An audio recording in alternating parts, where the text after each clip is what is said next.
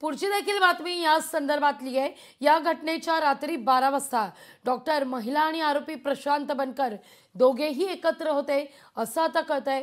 दोघांमध्ये काही कारणावरून वाद झाल्यानं दोघेही आपापल्या घरच्या खाली बसले होते अशी माहिती मिळतेय।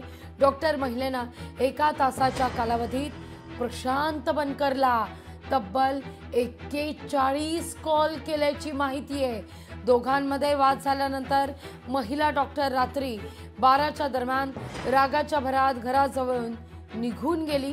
ती फलटण इथल्या एका हॉटेलमध्ये राहायला गेली आणि हातावर सुसाईड नोट लिहून आयुष्याचा शेवट केला असं पोलीस सूत्रांकडून कळतंय।